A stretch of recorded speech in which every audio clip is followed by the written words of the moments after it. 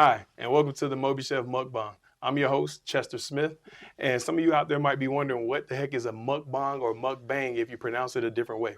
Well, it simply means a fancy word to me, my interpretation, a fancy word for eating a lot of food, crunching on it, slurping on some drinks, having a good time with fun, friends and community. All right, but let's get started. Let's kick this thing off. Again, welcome to the very first episode of this. We hope you enjoy.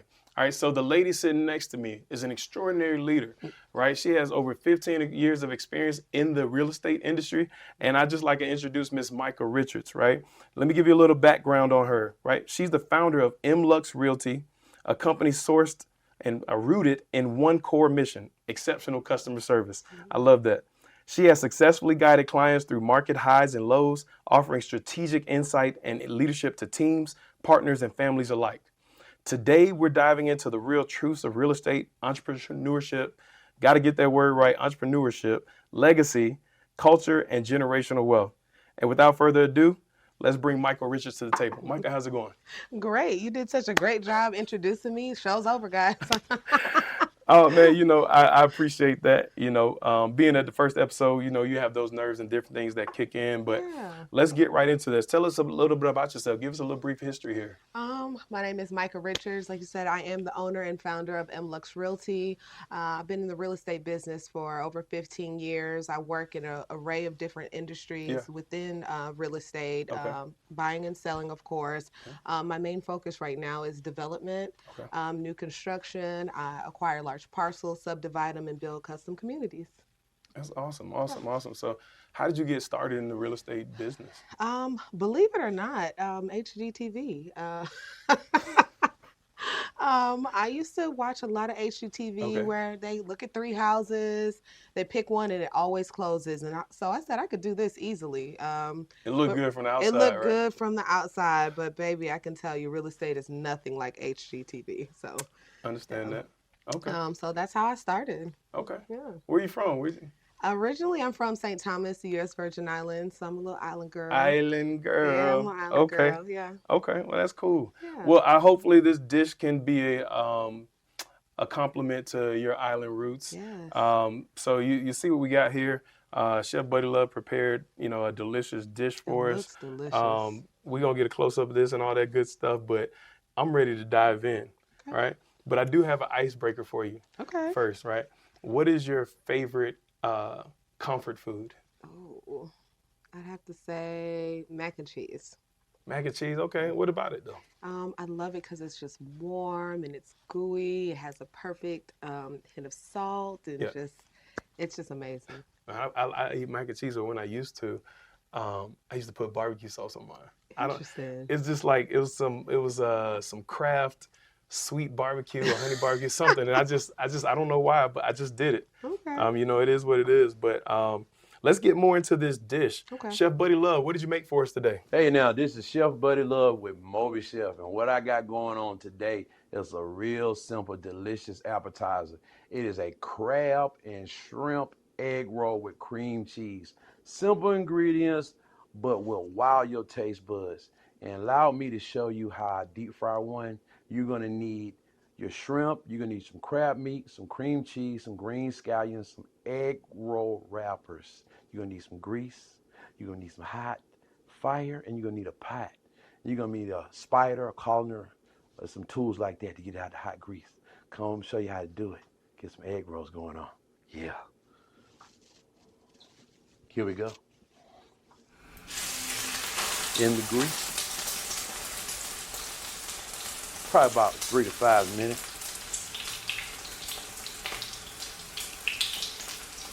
You want to turn them when they first get in because you don't want them to stick at the bottom of the pot. What you want to do is adjust your temp. I need to lower this down a little bit. So while that's frying, I'm going to show you ones that I just took out the fryer. This is what they look like right here. Nice. We're going to go ahead and slice it. We're going to garnish it real quick, and we're going to plate.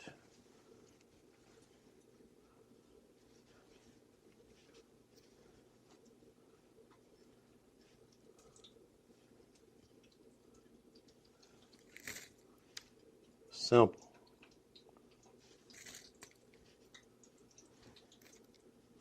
Now this right here is what your taste buds and your mouth has been waiting for.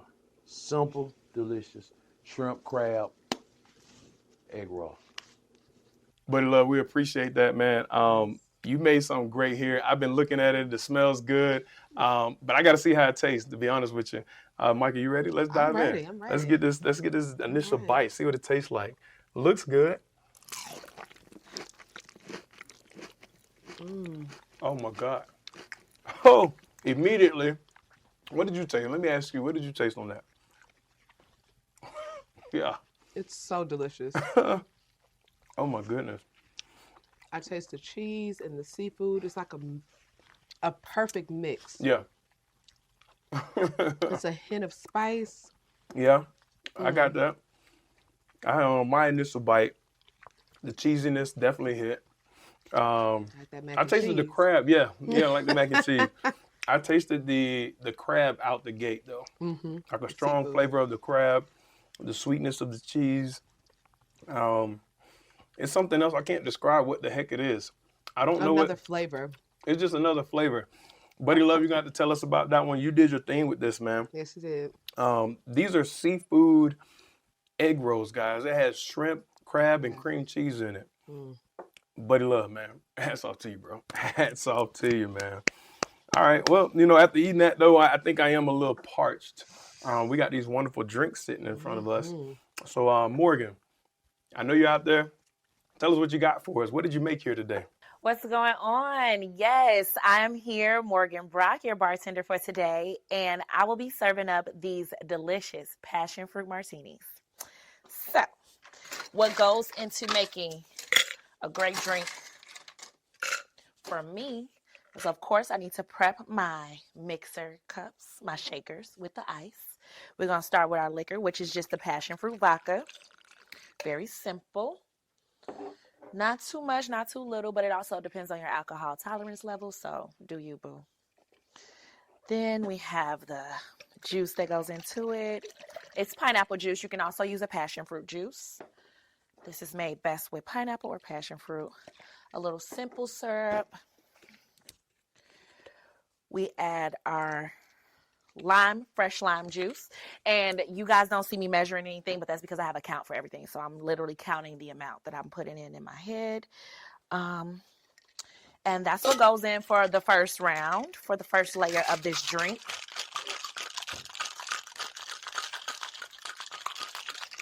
All right, so with our vodka, pineapple juice, a little simple syrup, some lime juice, it's going to set our drink off right. Starting it off with the base, and then as our topper, a little Prosecco for more bubbles than a little bit. And that completes my passion fruit martini. Top it off with your garnish and serve it up. Okay, so we have here the port wine that was promised, and also my guest drink that I first made was the passion fruit martini.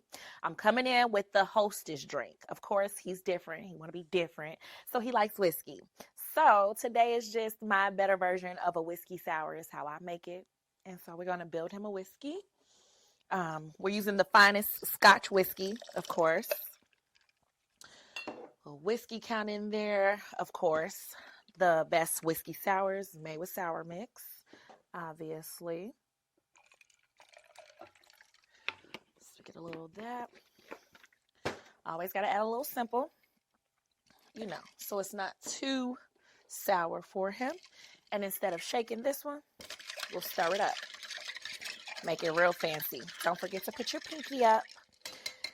So this one for the whiskey drink with the seafood egg rolls that we'll be having today. Now, normally you don't pair the dark with the seafood, but making an exception because, like I said, this is for the host. And for our guest, we have paired her seafood meal with the lovely light liquor. That's the best recommendation. Whenever you're going to have like seafood, fish, anything of that sort, you would want to pair it with a white wine or either a lighter liquor. So that's why we're having what we're having today. And as soon as this drink has had a great time to marinate, I go ahead and I pour it in the nice gentleman's glass over ice.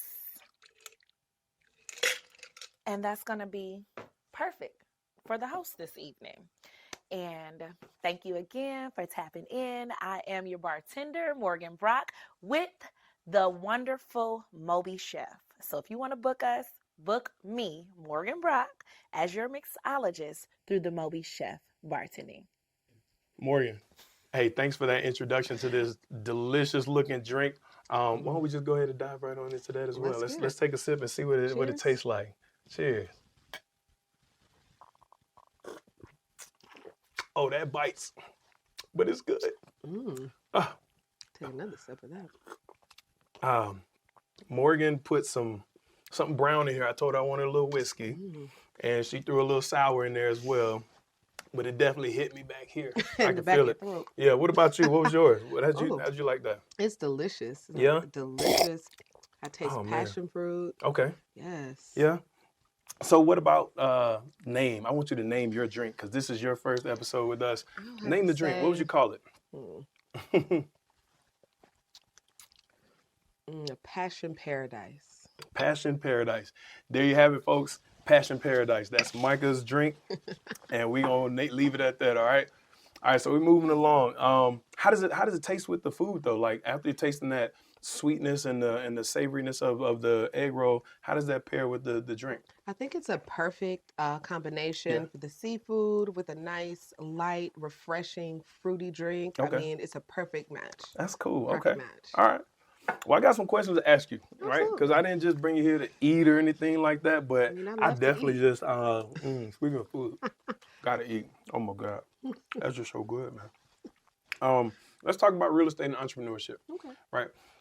So you saw it on HGTV. Did that make you want to be an entrepreneur or just a real estate agent or a realtor? Honestly, just a real estate agent. Okay. Didn't consider entrepreneurship at all. Yeah. Never really wanted to. Thought I would just be great at being a real estate agent. Okay. So at what point did the pivot or the change or the addition happen? I think once I got into it, I realized that real estate is just much more than a job. And to be successful in it, you really have to just give it your all, throw everything into it. And from there, it became a passion. Okay. And you want to live your life living out your passion or your dreams.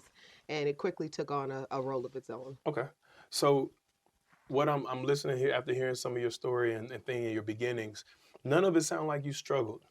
Did you ever have a struggle moment like before that moved you into entrepreneurship or becoming a real estate agent? Or was it just, hey, you know what, I saw something, I was watching TV because I was blessed to have a TV in my living room.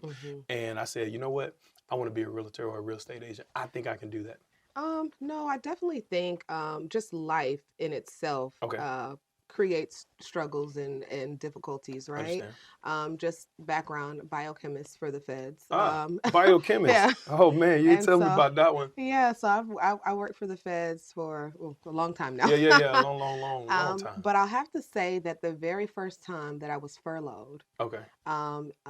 Was that in like the 2008-ish era or 2012, 13, somewhere around somewhere in there? there. Okay, I remember that. Yeah. That was devastating. Oh yeah. When I tell you, sitting at home and you just don't know where, when, or if another check is going to come.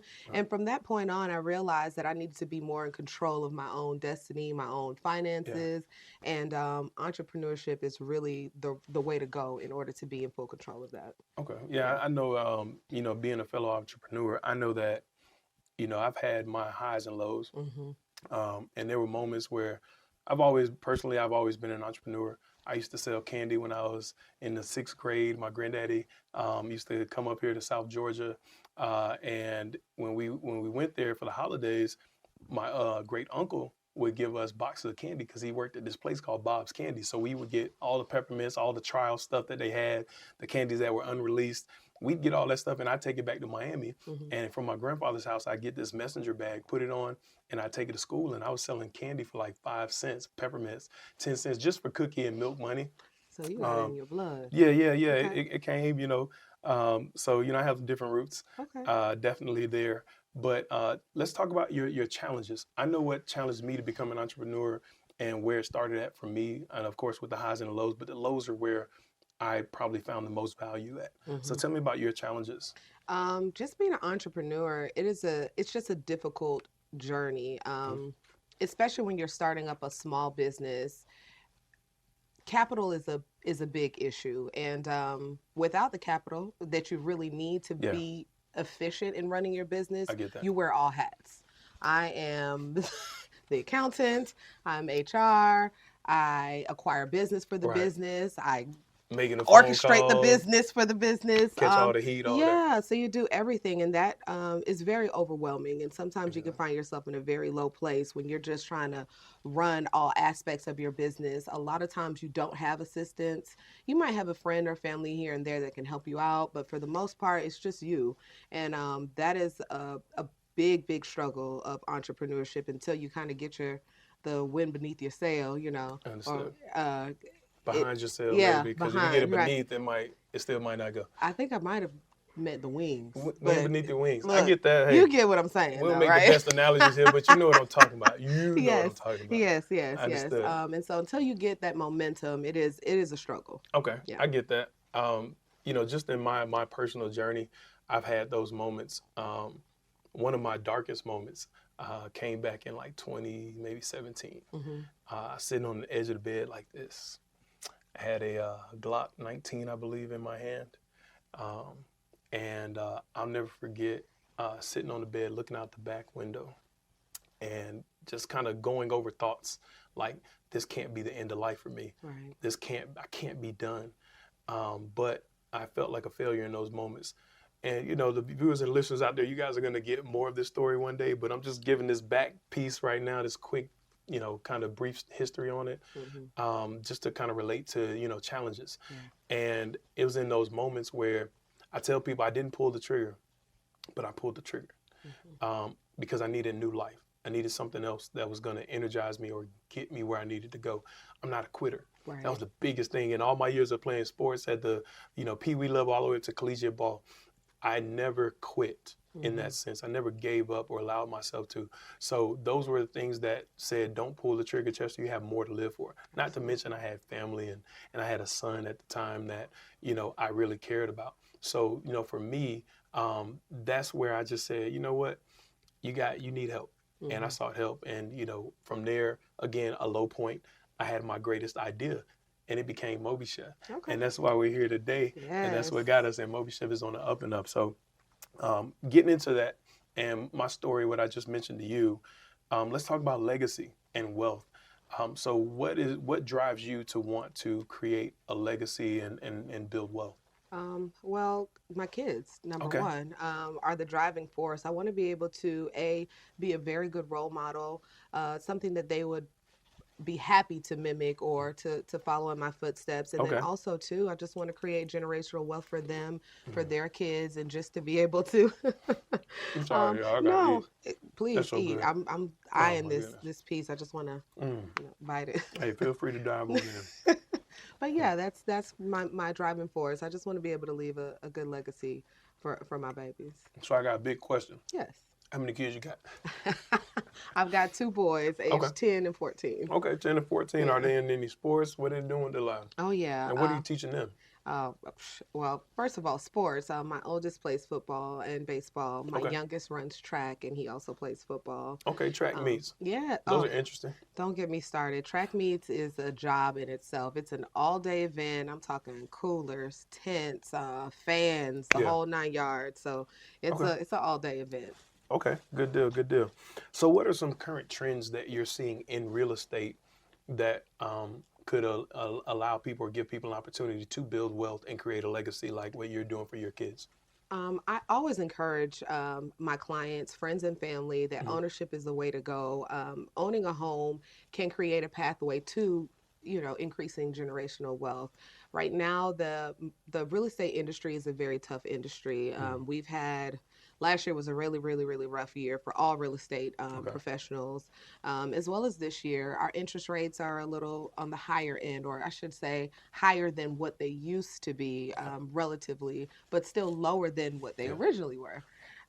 So man, look, I got that 2.5%. I got that COVID rate. I do too.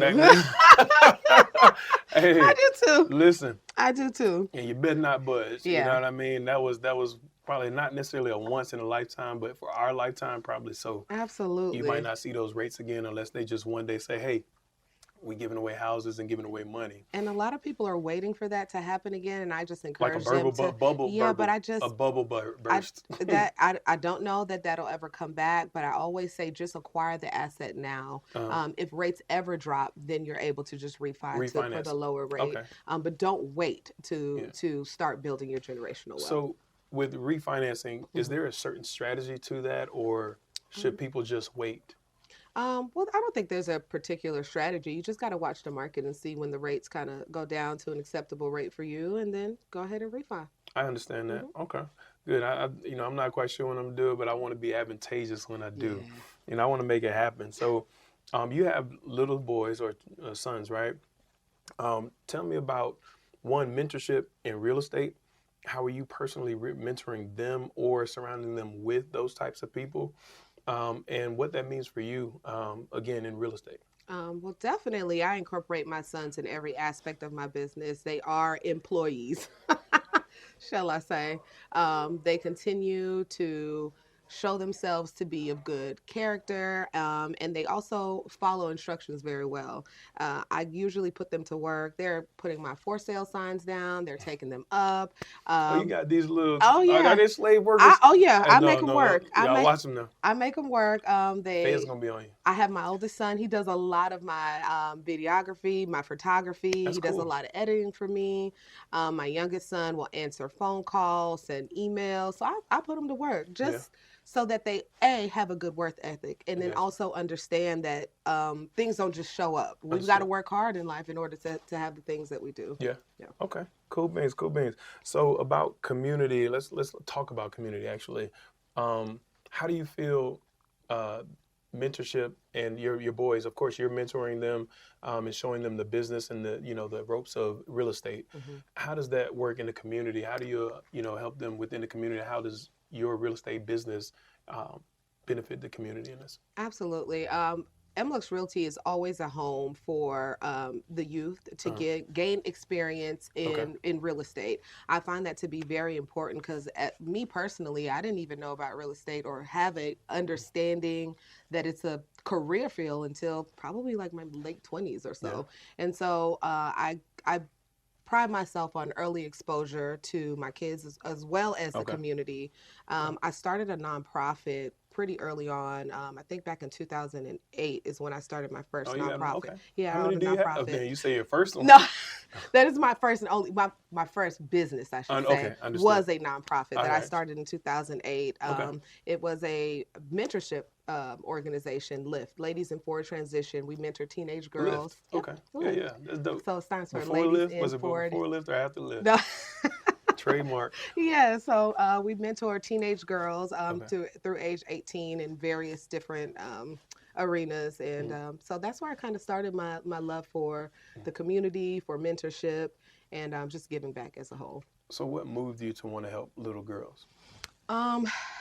A, I'm a woman myself. Of course, that part. That's the obvious, right? That's the obvious. And then B, I just think that sometimes my parents are wonderful, but parents sometimes can be a little intimidating and scary. And having a mentor or mentorship program opens up another platform for younger children, women, and guys to share or open up and be truthful about certain things that they're dealing with, because we're not always comfortable going to our parents. And so mentorship creates an avenue for us to streamline and give good advice, because other than a mentor, you're probably going to rely on your friends for information, and they may not be the best. They may not be the best source. Yeah. But you never can turn away a messenger. Yeah. Because they're going to teach you one or two things: what to do or how not to do it. You're right about that. so everybody, I feel like for me, everybody, teaches us a lesson. Whether it's a season or a long time, whatever it is, they're a lesson or a blessing, right? And you're going to learn one way or the other how not to do something or exactly how to do it. So that's cool beans. Let's talk about a little bit about this culture, about us, and how your real estate agency represents that, being a minority-owned Black woman, or if you want to say Black-owned, because we just saw another, I'll call him a speaker named Wallow, speak about buying from Black business.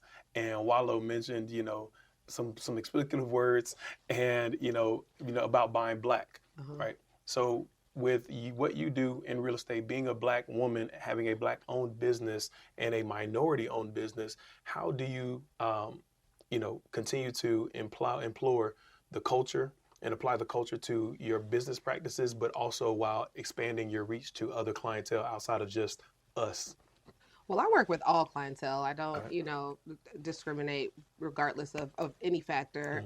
But I do try my best to speak to my community when I have the opportunity to, because like I said, a lot of us are just not exposed to real estate, the benefits of owning real estate and building generational wealth. And so I try to come from that aspect of, don't think that it's something that is unattainable for you or something that you just, I can't do it. Right. My motto is, if you can pay rent, you can pay a mortgage. You can pay rent, you can pay mortgage. You can pay rent. There you have it, guys. If you can pay rent, you can pay mortgage. Yes. Message. So, all right. So let's talk about these deals. Now, how are you usually closing deals? How am I closing deals? Like, what's the atmosphere? What's the vibe? I see it on TV or Instagram is TV now. Yeah. And social media is TV. So I see it on TV a lot where people have the closing day signs. They have all that, all the stuff like that. How do you close on a sale? What does your closing day look like? I mean, my closing day is I am Miss M Lux. All of my closings are fabulous. They're luxurious, but before we even get there, the work that is required to get us to the table is why you see the big celebration and the popping of the bottles and the red carpet. Stuff. Yeah. It is a celebratory moment because it does not come easy. Yeah. It is a difficult path in order to get the client to closing. I get that. Yeah. So let's talk about food and real estate for a moment. Yes. Yeah, because that's what we're here that's for, what right? We're here for. It's delicious food. Get some of this sauce Buddy Love put on here. They fail. I don't even get it. I got a little taste of it. Like a little sweet and sour. It is so delicious. That's I can't wait till the cameras are off. Oh, yeah? I'm going to go in on this plate. Oh, no. We're here to go in now. Oh, my gosh. People want to see you, all your glory, lustriousness, and all the other stuff that comes with it. This is the Mukbang Podcast. Okay. That's what we're here for. We're here to slurp on some drinks. Okay. Now that I can do. And we're here to crunch on some food and smack on some food. Because the food is smack worthy. I mean, we have to give it its flowers. Yes. And give the flowers to the chefs, right? You did a wonderful job. Oh, my God. And these drinks are on point, man. Yes. Just bartender chefs with MobiChef, and we'll get back onto that. But from a MobiChef perspective, we have chefs, caterers, pastry chefs, freaking servers. We have even a cleaning crew. So, just imagine if you had an event, but you don't want to clean it up, or you had an event at your home and you don't want to clean it up, you can actually just say, hey, MobiChef, do y'all have a cleaning service for me, or a cleaner that can come here and do that? We have all of that. We're not going to say A to Z just yet because that's an Amazon term, but we are rooted to the tutor, beginning to end, alpha, omega. We try to cover as much as we can with that to make it as seamless and convenient for you, the client, as possible. And trust me, we appreciate that because I think about utilizing your services for closings, for gifts for my clients, as well as open houses. And the work that goes into orchestrating all of that, just employing MobiChef just takes a good 60% of that stress off of my shoulders. Right. So. And so that's a good thing there. So we talked about the closing and how you do it. It's luxurious. Yes. Right. And I've seen that again. People have some, less than the luxurious closings. And they take the pictures. But no matter what, you're getting a house. That's a big deal. That's the only thing that matters. Huge deal. You accomplished something that not many people are able to accomplish. Right. But I know that your goal is to help as many people as you can get there. And so hopefully with today's episode, we can help you do that more. Yes. Right.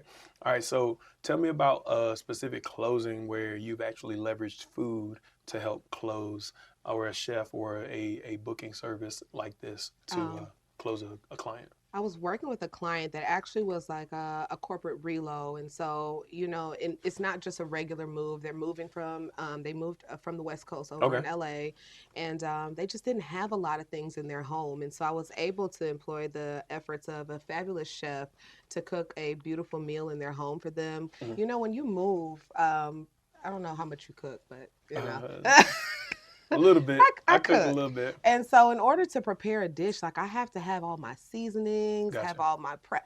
And when you move into a new home, you don't have any of those things. I understand that. And so it was a great experience for them, because after purchasing a home, moving, relocating from the West Coast, you're exhausted. Right. Going out is probably not the first thing on your mind. So it's nice to bring in a chef that has all of the seasonings, the fixings, everything that you need. Everything that you need. Yeah. Yeah. And so it makes it for almost like a $5 box from Popeyes or something. Right? Yeah. I get it. All in one. And that's what I think about MobiChef.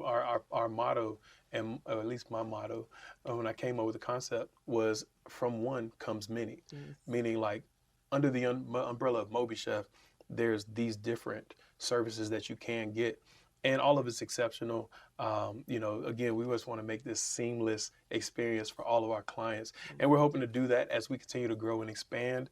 That's what brings us to the MobiChef Mukbang and why we're here today again. Yes. Right. But I did want to ask you this. Tell me, how would you describe your work ethic and how you do business as a dish? That's a hard question. I would have to say, maybe like oxtail. Okay. Because you got to go to the farmer's market, find the meat, you got to come home, clean it, season it. And when you season, you got to massage that thing. Right. Let it marinate overnight. Then next day when you start cooking, sear it a little, pressure cook it. So you think about that. So when I think about real estate, these are multiple steps. And the pressure cooker is definitely like when you're from contract to close, it's you under pressure. It's a lot of deadlines and, but at the end, it's a beautiful, everybody loves oxtails. That's the process. Beautiful dish. Yeah. So, Oxtails are good. Some people skimp on oxtails. I know it's been a big thing now. It used to be affordable. Now people charging $30 and $40 for oxtails. Oh, yeah. They're pricey. Yeah. I remember like real estate. Cat Williams said, tell me when the last time you seen an ox. where they get oxtail from? I couldn't do nothing but we don't inquire. We just eat. Right. All right. So, big question for you. Okay. Does sugar go on grits? Absolutely not. Okay, I was going to kick you off my show. Absolutely not. Yeah. And it's so funny that I did not have grits for the first time until I moved to the South. Yeah. And so the first time I tasted, I was like, why is this salty cream of wheat? Wait, you from the South? You from Virgin Islands? We don't eat grits. But I eat cream of wheat and oats and stuff like that. Okay. But the first time I had it wasn't living here in Georgia, and I thought it was cream of wheat. And so when I tasted it, it was salty. I'm like, what is this? But no, absolutely not. No to sweet grits. I like my grits, man. They got to be savory, man. Yes, I have arguments with people. Right. People put, I get the eating fish and spaghetti. I never, that was another big one. Like, I didn't think about that. And then people put sugar in spaghetti, and it's just, hell nah, man. No. There's no damn way that I'm about to put sugar in grits. I eat cream of wheat, like you said, I eat oatmeal. Yeah. But sugar and grits just kind of throws me off. Then they have the nerve to put pepper in it. Like, why do you want to put spicy grits? Oh my God. I guess it is sweet, spicy grits. A lot of Northerners do that. I don't know what it is. I mean, hey, they were free before I was, before my ancestors were.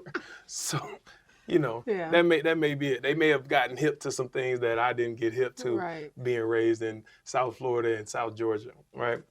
All right, so, I want to get your wisdom and kind of your reflection on your career. What got you to this point in this moment? What can you tell our audience and the listeners out there about your experience and give them some wise words? What can you leave them with? I will have to say the most important thing, the most important advice I can give, and just thanks to the Most High. Like, God has been by my side.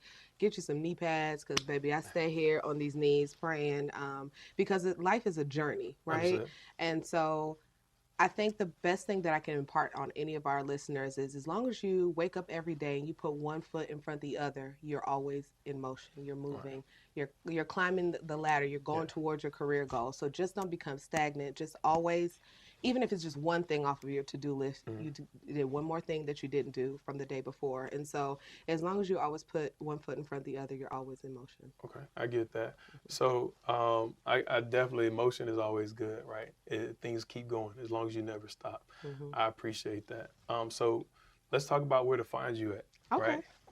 Give these people and the listeners out there your social media so that they can find you and you can be their next realtor or developer or whatever it is they're looking for. Absolutely. You guys can find me at Luxury Homes by Mykah, and that's Mykah. And then also at MLux Homes on Instagram. Outstanding. All right. So last thing, right? I got a couple of questions for you, and you just answer them fast, okay? Are you ready? I'm ready. Let's go. I'm ready. Let's go. All right, but you got to take a bite of food first. Okay. Yep, and you got to do it with food in your mouth. Okay, I got to do it with food in my mouth. Okay, I'm down for the challenge. All right. Are you ready? Go. Is that bite good? Oh, good bite. All right. Dish you can eat forever. Crab. Favorite ice cream. Cookies and cream. Coffee or tea. Coffee. 9 to 5 or entrepreneurship. Entrepreneurship all day. I'll drink to that. Cheers. Mykah, it was a pleasure having you. Mm-hmm. Oh man. It was great. Hopefully we can have you as a follow-up at some point. Absolutely. But for right now, your time here on the MobiChef Mukbang is over. We appreciate you, and we hope you enjoyed the food. Thank you for having me. No problem. All right. Hungry for a meal like this and an experience like this? Book one of our chefs today at MobiChefOfficial.com. MobiChef brings the flavor, and all you have to do is get started. So visit our website today, and thanks for watching and listening.